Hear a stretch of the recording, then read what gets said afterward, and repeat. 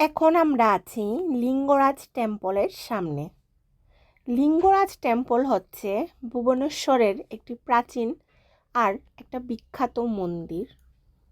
Lingaraj temple অনেকটা ভুবনেশ্বরের পুরী মন্দিরের মতো।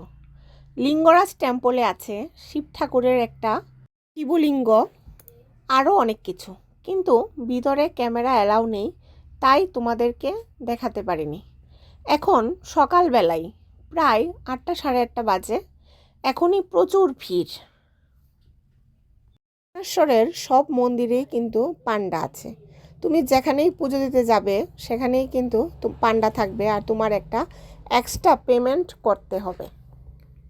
আমরা কিন্তু দর্শন করে বেরিয়ে এসেছিলাম, আর যাওয়ার সময় আমাদের বাসের যে ছিলেন ওটিটিসির থেকে, তিনি আমাদের একটা পান্ডা দিয়ে দেন। উনি আমাদের নাম গোত্র সব কিছু নিয়ে আমাদের হয়ে পুজো দিয়ে আমাদেরকে আবার প্রসাদটা হাতে হাতে দিয়ে দিয়েছিল।